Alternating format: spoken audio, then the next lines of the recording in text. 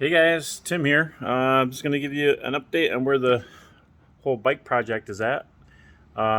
Made some good progress. Got lots of things figured out, I think, as far as what I'm going to do exactly. And I'm almost ready to actually give it a little test ride, minus not having any brakes or any chain drive, but I do want to just see how it's going to feel. So anyway, two big areas I was concerned about are basically the torque plate setup and the battery box. So I got some things figured out there. Give you an idea of what I'm going to do. So here's the motor. Now these are the standard hardware that comes with that motor to put into your frame. So basically you have this little washer, which really doesn't prevent any axle spin.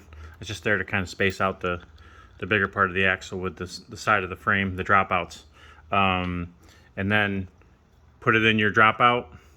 You got this guy, which is designed supposedly with this tab to go in. Let's see here. I have to excuse the mess. But that's designed to go in your slot here, obviously.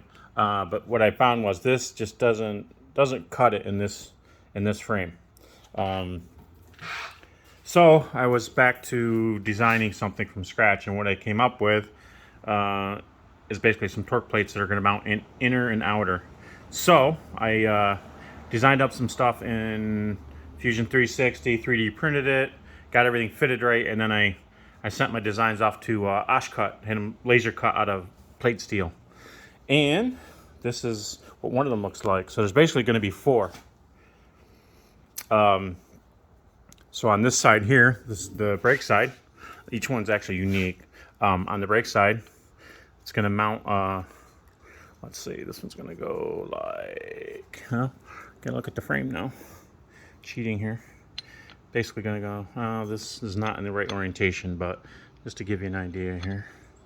This is going to mount on the inner. So it's basically going to replace this washer that does nothing is now this plate. There is one hole, if you can see it there through my spokes. There's one hole in the dropout flange here. It's just a 5mm hole.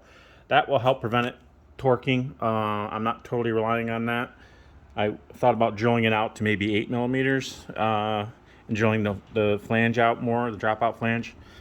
But I think I'm going to leave it at 5mm from now, just because of the way I design these. I think I'm going to have plenty of anti-rotation features. So basically, this is going to replace the inner washer. You're going to have the dropout there. It's going to mount next. And then on the outside, I have these actually thicker flanges. I had to actually dish these out a little bit to fit over the, you can't see it, the frame. The frame is actually built up a little bit there. They tried to beefing it up for the more torque, but it's aluminum, and these are steel, so I'm going to rely on these. This is basically going to go on here like so, and what I did is I welded these tabs. I don't know if you can see that good on here. So this is basically going to sandwich. This is basically going to sandwich the bike dropouts. The single 5mm screw will just help clamp it together. And obviously the main axle nut is going to really keep this solid. But these tabs will prevent, they slide over the flange on the axle and prevent the rotation. So top and bottom on both sides, inner and outer. And I think that will give me lots of torque handling. That took a little work. I suck at welding. So next time I really would like to get them machined, but big bucks for that. The Oshcut parts were like $90, or $100 shipped or something like that. Not too bad. And I could design them down to the sub-millimeter level and have them laser cut. It's pretty cool.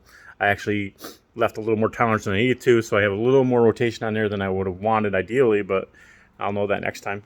So I'm going to get those on there, and actually the bike is almost ready for a quick test drive, sort of test drive, just give it a little throttle, see if everything works. The other big is the battery. So this battery I originally got is a 35 amp hour lithium iron phosphate battery, and composed of prismatic cells.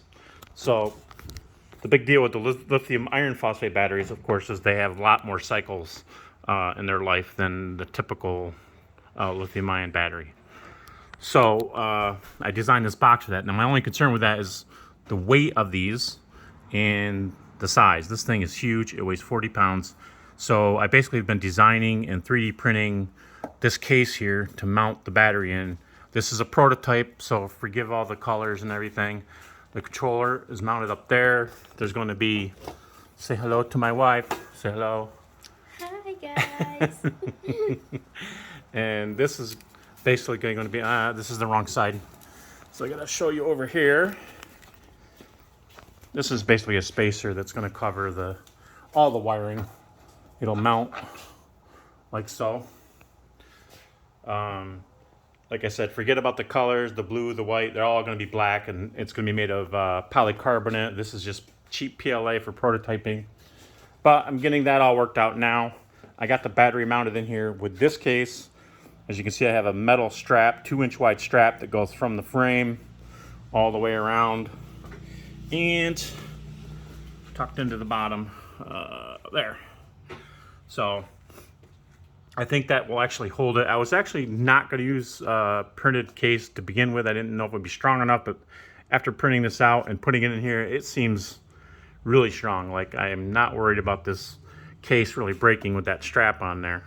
I'll have sides that screw onto here, and then I have the option of putting another strap around the middle here through designed it for a spacer here, like a aluminum spacing tube to go in here and bolt to. So, I'm sorry, bolt to there. Gotta watch my camera angles. But anyway, that's wired up actually now. So this is connected. This is wired down.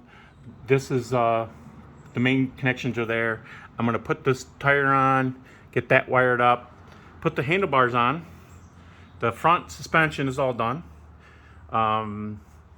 Basically that's it. And then, you know, there's a lot of little details here and there. Of course, I didn't cover all the details, but it should be able to be driven like now, really, just get it together. I gotta get the brakes on, don't have the brakes, and a couple other, you know, details, but everything else is just kind of tidying it up. Now, having said all that, I actually found a frame I like better that someone posted on one of the news group, one of the DIY e-bike groups. That's actually more like the original Super 73 bike, and I like the details. I actually ordered one of those, and I'm gonna probably kind of transfer my work over to that, or have another bike to build. If this one turns out really good, I'm just gonna leave it as is and probably just get another kit for that bike.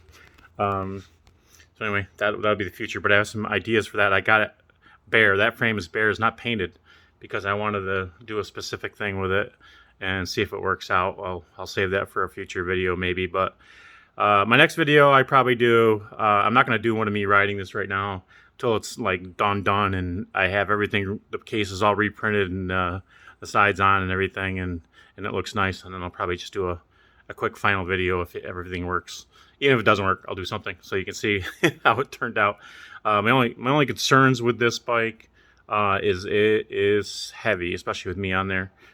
With the bike, you know, the battery weighing 40 pounds, these tires are heavy, the motor's heavy.